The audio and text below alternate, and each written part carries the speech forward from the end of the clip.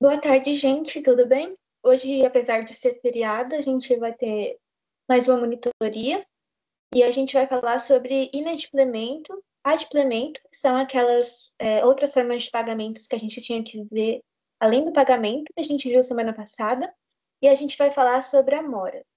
Eu vou só compartilhar e a gente já começa.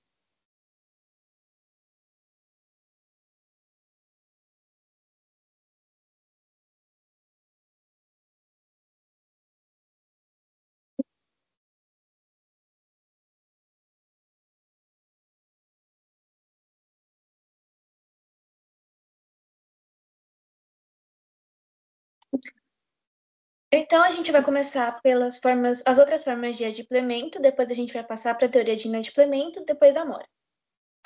Então, semana passada a gente viu sobre o pagamento, mas como eu disse, existem outras funções nas quais as pessoas podem se utilizar para cumprir as obrigações que elas têm com os seus credores. Uma delas é a dação em pagamento. Nada mais é quando o credor aceita receber outra coisa diferente daquilo que foi acordado entre as partes. E essa coisa ela pode ser mais valiosa ou não.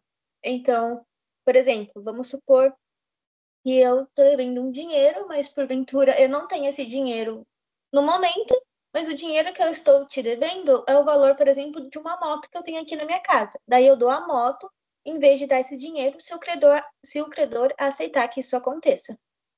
Mas o credor, ele não é obrigado a aceitar essa obrigação, mesmo que a coisa que será dada no lugar seja mais valiosa. Vai de cada credor, da consciência de cada um.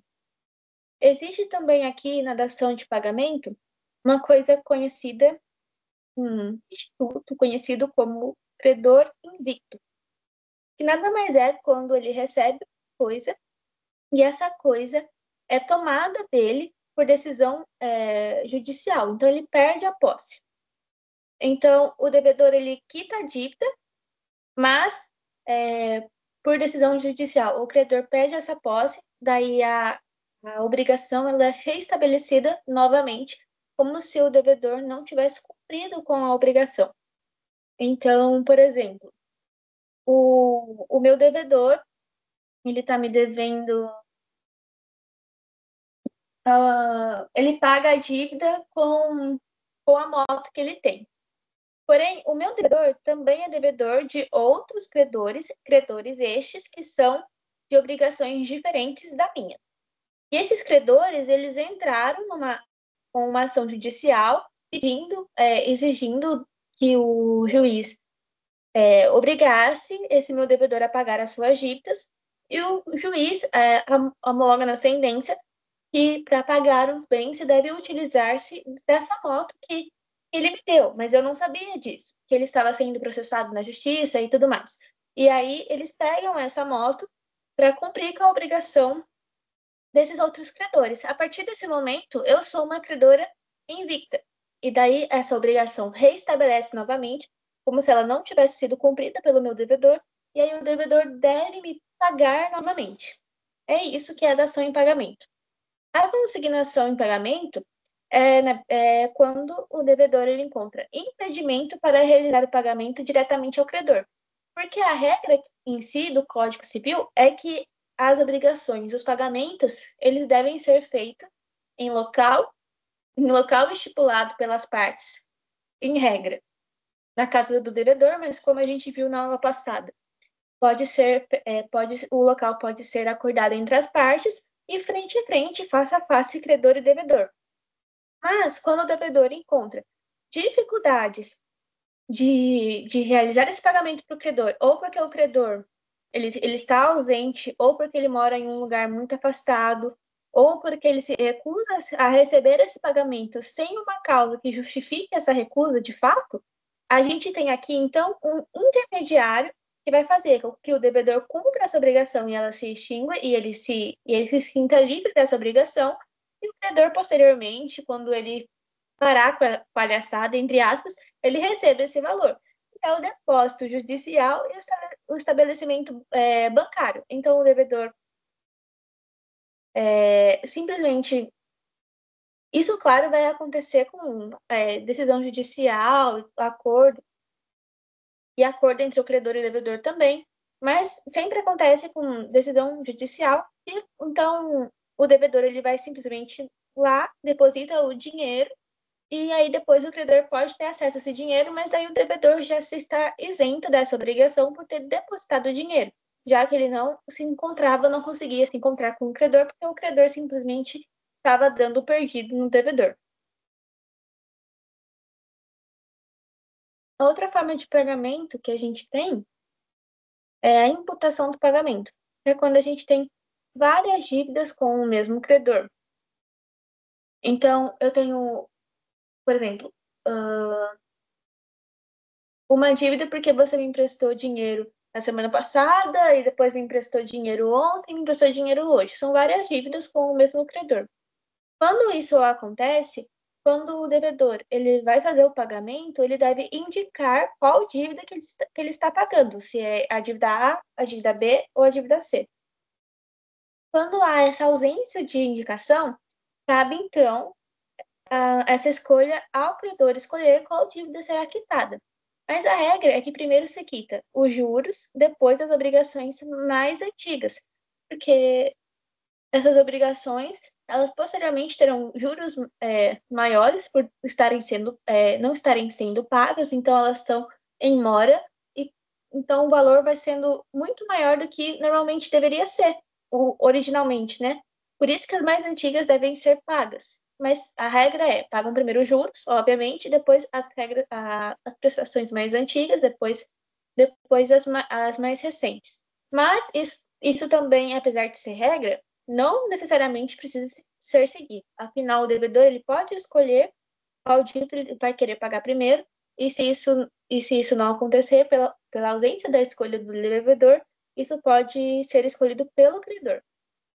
Agora, a novação, como o nome já acho que deixa um pouco explícito, novação vem de novo, coisas novas. Então, é quando o credor e o devedor eles fazem um novo acordo, substituindo a obrigação antiga por uma obrigação nova. Mas tem que tomar cuidado com a prescrição, que como a gente viu no semestre passado, a prescrição é quando a gente perde o dinheiro de entrar na justiça, mas esse direito ainda existe. A gente só não consegue alcançá-lo mais devido ao tempo prescricional. E a prescrição, só revisando antes, ela acontece porque para garantir que os nossos direitos não sejam eternos e cause mais moralidade à justiça. Então, a novação é quando há essa substituição e tem que tomar cuidado com a prescrição. A prescrição ela pode ser de duas formas, ou objetivas, quando a gente faz uma nova obrigação, um novo acordo, trocando o objeto, ou subjetivas, quando a gente troca o devedor ou o credor. A questão do devedor a gente vai encontrar no artigo 362 do Código Civil, que fala sobre o adimplemento pela novação, e quando há esse acordo estabelecido entre as partes, a gente tem que tomar cuidado com a questão da prescrição. Daí o que se aconselha a fazer é aderir a um termo de confissão de dívida.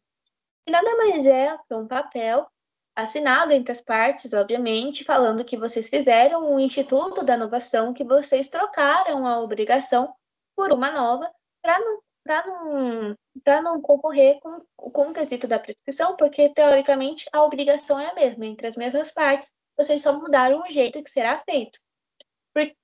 Porque senão o devedor ele não consegue pagar a dívida devido à prescrição e o credor acaba sendo prejudicado por causa desse instituto. Então, recapitulando, a inovação, quando a gente cria uma nova obrigação para substituir uma anterior, podendo ser elas de objetos diferentes ou com credores e devedores diferentes. Agora, a compensação também eu acho que é um pouco explícito na palavra, vem de compensar. Então, devedores e credores, devedor e credor são um do outro. Então, o meu credor também é o meu devedor e vice-versa. Então, o que que acontece? Eu tenho uma dívida de 10 mil com o meu, com o meu credor, e ele também tem uma dívida comigo de 5 mil. Isso, uma dívida comigo de 5 mil. E dessa forma, eu compenso esses 5 mil que ele está me devendo, como se ele tivesse me pagado, e pago a ele só 5 mil, fazendo essa compensação, já que nós somos credores e devedores um do outro. Para que isso aconteça, é necessário cumprir alguns requisitos, que é a reciprocidade, que significa essa questão das partes serem credoras e devedoras umas da outra, a liquidez, que significa que as dívidas devem ser determinadas, ou seja, eu devo ter certeza do que a minha obrigação está falando, qual que é a minha obrigação, qual que é a quantia exata que eu devo pagar para o meu credor. Exigibilidade, que significa que a obrigação ela pode ser exigida, ou seja, ela está vencida, ela não foi cumprida ainda e ela também não foi prescrita. E a homogeneidade significa que as prestações elas devem ser da mesma natureza, senão o Instituto da Compensação não funciona. O exemplo que eu coloquei aqui, que eu até já dei com outras palavras, mas é legal a gente ler para não causar um pouco de confusão nesse instituto. A deve 5 mil a B, B deve 3 mil a A. Após a compensação, A deve ainda a ele 2 mil. Então, aqui a gente percebe que a compensação é, entre aspas, só para a gente entender, tipo um perdão aqui de dívida analogicamente, porque um vai deixar de receber porque está nesse instituto da compensação, porque ele não vai precisar pagar mais a dívida, e o outro vai pagar, entre aspas, só aquilo que ele ainda não pagou pela compensação. Agora, a confusão, que é o mais fácil, em que a dívida será extingue, meu Deus, ela não existirá mais, é a confusão, que é quando devedor e credor estão caracterizados na mesma pessoa. Então, por exemplo, uma empresa A deve a uma empresa B 5 mil reais, mas daí B acaba comprando a empresa A. Então, nesse caso, B é dono da sua empresa, que ela já era em si, e agora é dono da empresa A. E aí ela é credora e devedora ao mesmo tempo, mas não tem sentido você pagar a sua dívida para as mesmas pessoas, porque eles estão fazendo o mesmo papel, tanto de devedor quanto credor. Então, nesse caso, quando há essa questão, a dívida simplesmente ela se extinguirá. Bom, os institutos de inadimplemento que faltavam a gente ver são esses, e aí agora a gente vai ver o inadimplemento e a mora. O inadimplemento é quando a obrigação ela não é cumprida da forma adequada, como por exemplo a pessoa ela atrasa a dívida ou por uma questão de caso fortuito ela não pode ser cumprida ou por culpa do devedor essa obrigação ela não é mais exigível, daí ela se extingue, a obrigação ela não é cumprida de forma adequada, simplesmente isso. E aí a gente tem três teorias: a teoria do inadimplemento absoluto, a teoria do inadimplemento fortuito e a teoria do inadimplemento relativo. A teoria do inadimplemento absoluto, ela vai acontecer quando o devedor possui culpa na ocorrência daquela obrigação, então o devedor tem culpa. É importante a gente gravar essa questão, porque se o Chacon cobrar, provavelmente ele pode cobrar numa questão discursiva por causa desses detalhes. Então, na absoluta, na teoria do inadimplemento absoluto, o devedor tem culpa e a prestação ela não pode ser cumprida por culpa do devedor ou ela não pode ser cumprida por uma questão jurídica da prestação. E aí a prestação ela se extingue, como ela tem essa impossibilidade de ser cumprida, a obrigação vai finalizar ali mesmo. Mas por ter esse quesito de culpa do devedor, ele deve arcar com perdas e danos, as consequências dessa impossibilidade da prestação dessa obrigação. Ou seja, do que, entre aspas, né, a pessoa deve indenizar ter agido com negligência, ter causado essa questão da culpa. Então, os exemplos que eu coloquei aqui. O devedor ele pode ser responsabilizado por arcar. Não a obrigação, porque ela já se extinguiu, mas ele pode ser obrigado a arcar perdas e danos, juros e a correção monetária. Agora, a teoria do inadimplemento, ela acontece sem a culpa do inadimplemento por caso fortuito, ela acontece sem a culpa do devedor e fortuito, a gente já até estudou, fortuito acontece por questões fora a nossa vontade, por simplesmente aconteceu, não era da nossa vontade que isso acontecesse, a gente realmente não teve culpa. E daí a obrigação ela vai se extinguir e o devedor não vai ter nenhuma responsabilidade extra à obrigação, a mais obrigação, simplesmente pelo fato que a impossibilidade da prestação ocorreu sem que ele houvesse culpa, caso fortuito. Então, um exemplo que eu trouxe aqui. O motorista contratado para transportar mercadorias perde a carga em uma enchente inesperada que destrói a estrada.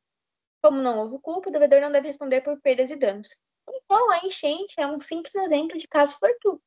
Ele não estava esperando que isso acontecesse. Se isso não acontecesse, ele cumpriria a sua obrigação normalmente.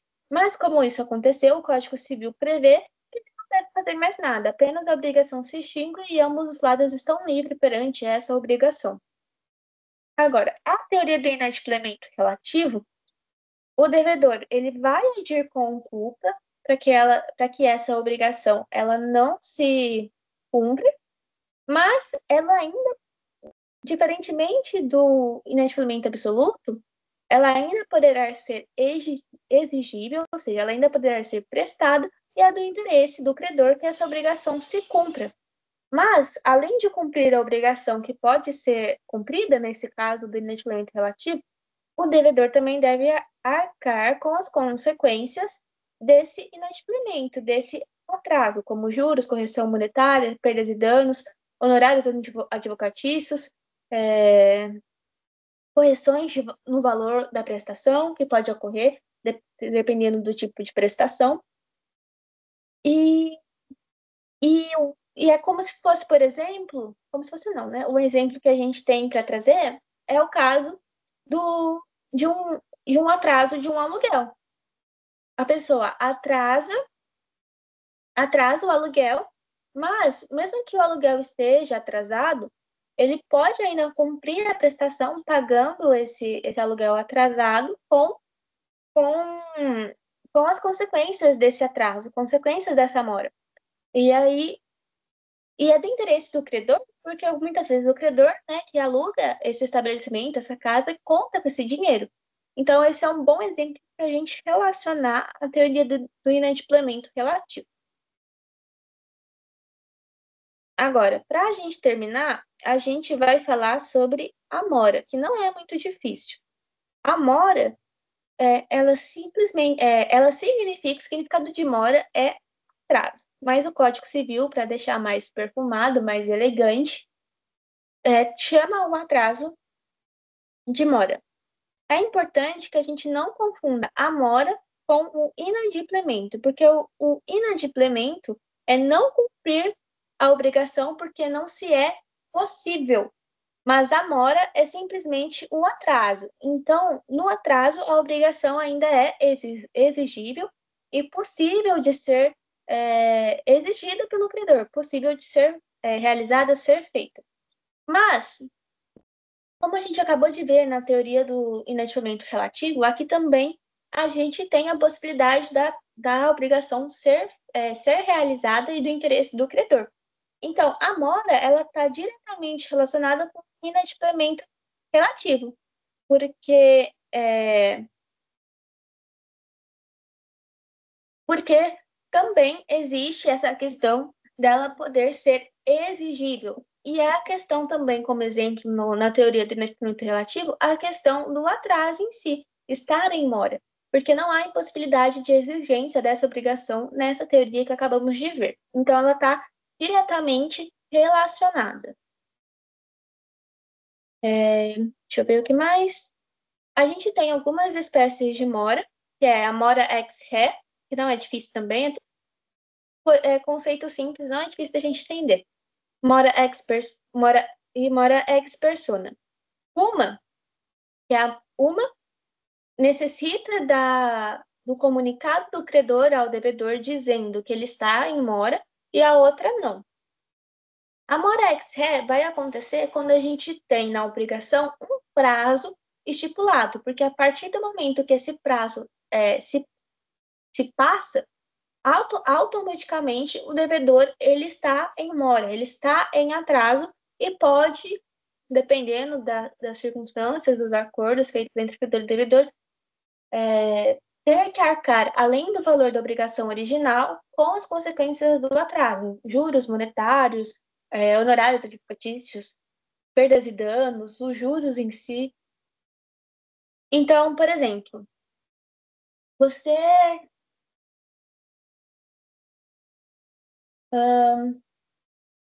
você comprou um celular de mim e aí combinamos que você pagaria o celular até dia 14 de outubro de 2025. Dia 14 de outubro foi ontem. Então, a partir de hoje, da meia-noite de hoje, você está em mora. E eu, como credora, não preciso avisar você porque a gente tem um prazo. Então, a partir do momento que esse prazo se extingue, acaba, esse prazo acontece, automaticamente você está em atraso comigo e terá que arcar com as consequências desse atraso. Agora, a mora ex persona é quando o credor ele deve comunicar ao devedor que ele está em mora, que ele está atrasado com a sua obrigação. Isso vai acontecer com aquelas obrigações que elas não possuem data de validade, elas não possuem vencimento. Porque como não possui vencimento, a pessoa ela não sabe até quando que ela pode te pagar. Então, por isso que é importante e o credor nessas situações devem comunicar ao devedor quando que ele está em mora, quando que ele deve cumprir com a obrigação e quando que ele estará atrasado. A gente tem outros tipos de mora, que são três que a gente vai ver para acabar esse assunto, que é a mora do devedor, mora do credor e a purgação da mora. A mora do devedor nada mais é do que as consequências que esse devedor ele vai ter referente ao atraso da prestação.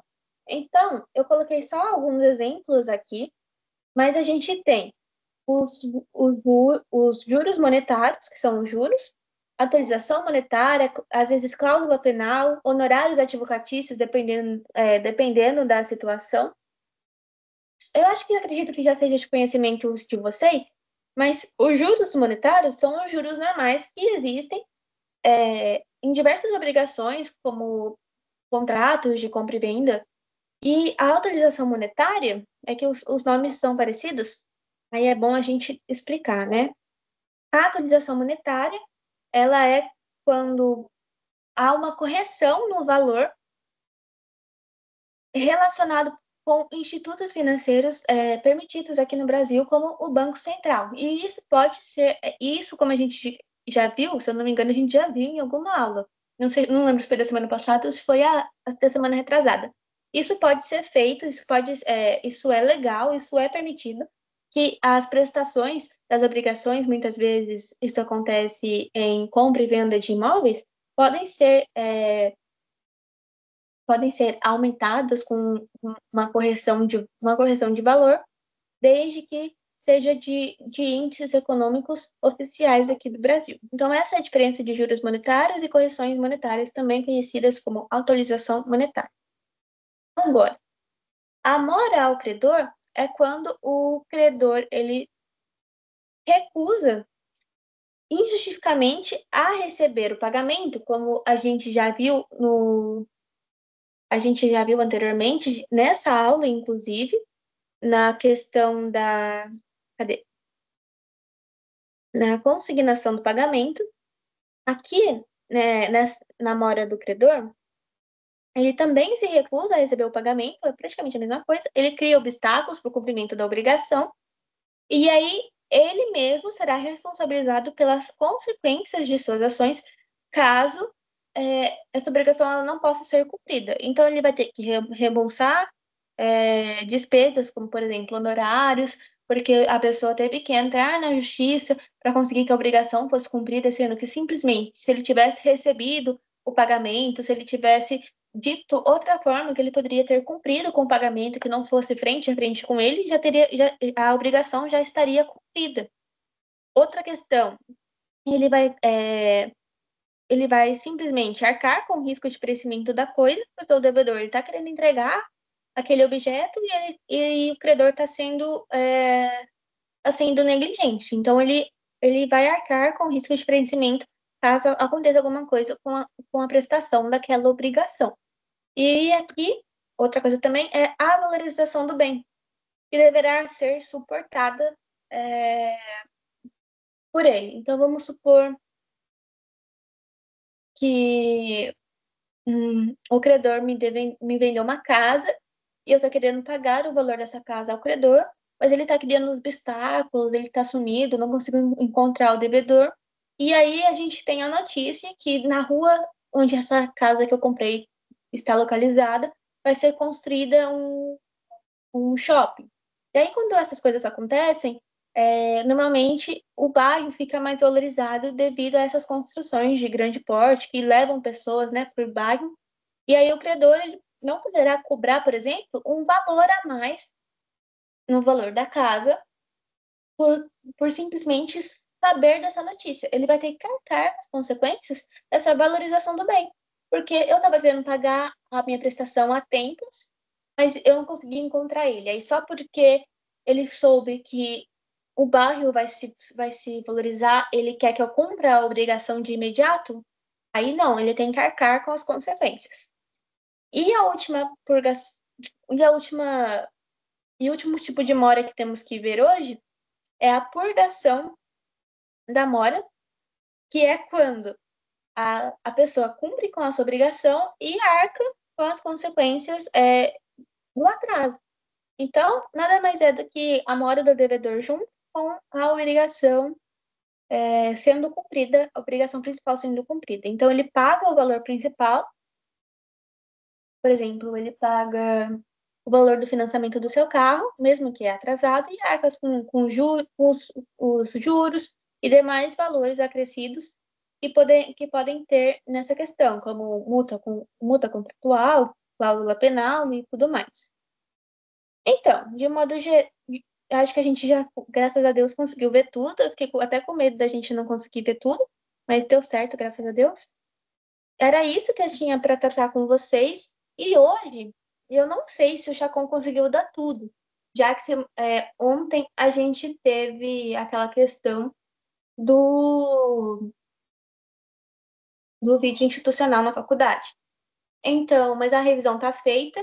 Aí vocês podem me avisar caso ele não tenha chegado até aqui. E semana que vem a gente faz alguns exercícios. Tem até alguns exercícios da minha própria prova ele cobrou esses assuntos que a gente pode fazer junto, assim como exercícios da prova da ordem e de outros concursos.